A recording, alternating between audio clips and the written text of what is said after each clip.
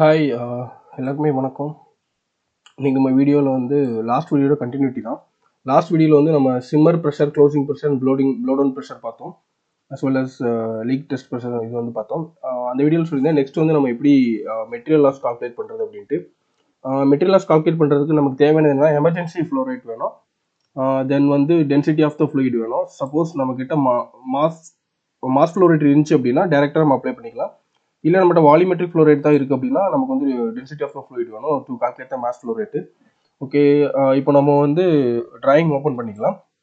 நமக்கு வந்து emergency flow rate எதாவது கன்சிடர் பண்ணியிருந்தோம் அப்படின்னா இந்த பம்புடைய ஷட் டவுன் தான் நமக்கு வந்து எமர்ஜென்சி ஃப்ளோ ரேட். இந்த பம்பு ஷட் டவுன் ஆனதுனால இந்த பாசிட்டிவ் டிஸ்பிளேஸ்மென்ட் பம்ப் வந்து 5 மீட்டர் கியூப் ஹவர் வந்து கண்டினியூஸாக இந்த டேங்க்ல ஃபீட் பண்ண போகுது. ஸோ அப்படி ட்ரான்ஸ்ஃபர் பண்ணும்போது பார்த்தோம்னா இந்த டேங்க் வந்து ஓவர் ப்ரெஷர் ஆக போகுது. அதுலேருந்து நமக்கு ஃப்ளூயிட் வந்து ரிலீஃப் பண்ணணும். ஓகே, இப்போ எமர்ஜென்சி ஃப்ளோ ரேட் வந்து நமக்கு வந்து வால்யூமெட்ரிக் ஃப்ளோ ரேட்டில் இருக்குது. ஸோ அதை ஃபஸ்ட் நம்ம மாஸ் ஃப்ளோ ரேட்டு கன்வெர்ட் பண்ணிக்கலாம். So emergency flow rate is 5 metre cube per hour. So நமக்கு வாட்டரோட டென்சிட்டி வந்து 1000 kilogram per metre cube. So இப்போ மாஸ் ஃப்ளோ ரேட் வந்து நமக்கு 5000 கிலோகிராம் பர் ஹவர் கிடச்சிருச்சு. ஓகே, இப்போ வந்து வால் சூஸ் பண்ணலாம். ஓகே, இப்போ இந்த வால் சூஸ் பண்ணுறதுக்கு நமக்கு தேவையான டேட்டா வந்து 2 டேட்டா வேணும். ஒன்று செட் ப்ரெஷர் வேணும். சரி, ஒரே ஒரு டேட்டா இருந்தால் போதும், செட் ப்ரெஷர் இருந்தால் போதும். ஸோ இங்கே வந்து பார்த்தீங்கன்னா இதுதான் நம்ம கெப்பாசிட்டி சார்ட். ஓகேவா, இது வந்து technical information sheet or data sheet அப்படிம்பாங்க. இது வந்து மார்க்கெட்டிங் டீம்லேருந்து நமக்கு கொடுப்பாங்க. ஸோ இது வந்து இந்த ஷீட்டை பார்க்கும்போது இந்த எஸ்ஆர்வியோடைய டைமென்ஷன் அண்ட் இதோட ஓவரால் கெப்பாசிட்டி என்ன, இதோட ஆப்ரேட்டிங் கண்டிஷன்ஸ் என்ன, இது வந்து எல்லாமே நம்ம வந்து செக் பண்ணிக்கலாம். ஸோ பேஸ்ட் ஆன் இதை வச்சு நம்ம வந்து ஆர்டர் கொடுக்கலாம் உங்களுக்கு. ஓகே, இப்போ நமக்கு தேவையான கெப்பாசிட்டி பார்க்கலாம். நம்ம சூஸ் பண்ண போது வந்து வாட்டர். இந்த வால் வந்து ஸ்டீம், வாட்டர், ஏர் மூணுக்குமே யூஸ் பண்ணலாம். ஸோ நம்ம வந்து இப்போ வாட்டர் சூஸ் பண்ணியிருக்கோம் நம்ம லிக்விட் சர்வீஸு. ஸோ கீழே வந்து செட் ப்ரெஷர் பாருங்கள், 5 பார் நம்மளுடைய செட் ப்ரெஷர் ஷீட்டில் வந்து 5 பார் இங்கே இருக்கும். பார்த்தீங்கன்னா நம்ம செட் ப்ரெஷர் 5 பார் செட் பண்ணியிருக்கோம்.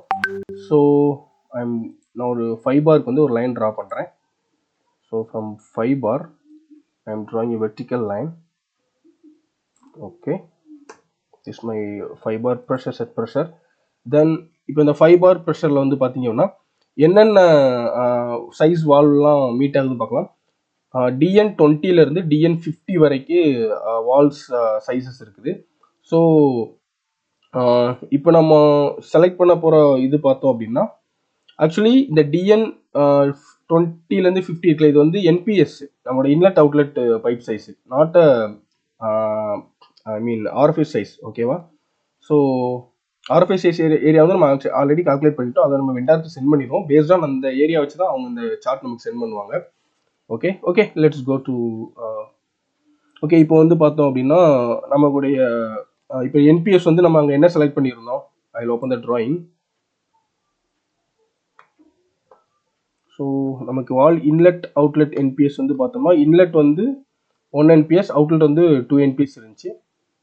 ஸோ இன்லெட் 1 என்பிஎஸ்னா நமக்கு வந்து இதுதான் 25. ஸோ இந்த கர்வில் தான் நம்ம சூஸ் பண்ண போகிற வால்வ் இப்போ. ஸோ இப்போ இந்த கர்வ் எதில் மீட் ஆகுது, சரி இந்த வெர்டிக்கல் லைனும் இந்த கர்வ் மீட் ஆகிற பாயிண்ட் வந்து இதுதான். So I am going to draw another line from here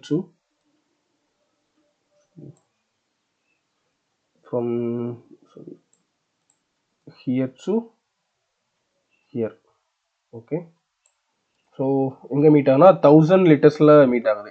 so நான் 25 சூஸ் பண்ணேன் அப்படின்னா இது வந்து எனக்கு 1000 லிட்டர்ஸ் பெர் ஹவர் வந்து மீட் ஆகுது. ஸோ இந்த வால்வை நான் செலக்ட் பண்ணலான்னா அப்சல்யூட்லி ஐ கேன் செலக்ட். ஏன் அப்படின்னா என்னுடைய அக்குமுலேஷன் எமர்ஜென்சி ஃப்ளோ ரேட் எவ்வளவு, எனக்கு இங்கே 5000 தான் மேக்ஸிமம் எமர்ஜென்சி ஃப்ளோ ரேட்டு. ஓகேவா, 5000 கிலோகிராம் பெர் ஹவர் தான் மேக்ஸிமம் எனக்கு பில்டப் ஆகும்போது எமர்ஜென்சி டைமில். ஸோ அதனால் வந்து நான் இப்போ நான் செலக்ட் பண்ண போகிற வால்வுடைய கெப்பாசிட்டி வந்து ஒன்லி 5000 செலக்ட் பண்ணலாம். ஆர்எல்ஸ் 5000 அதிகமாக சூஸ் பண்ணலாம். அதை விட கம்மியாக செலக்ட் பண்ணக்கூடாது. ஏன் அப்படின்னா நம்மளுடைய எமர்ஜென்சி ஃப்ளோ ரேட்டை விட நம்ம செலக்ட் பண்ணக்கூடிய எஸ்ஆர்வியோட flow rate equal or greater than இருக்கணும், அதோட கம்மியாக இருக்கக்கூடாது. ஸோ இந்த இடத்துல வந்து நான் 10,000 செலக்ட் பண்ணுறேன்.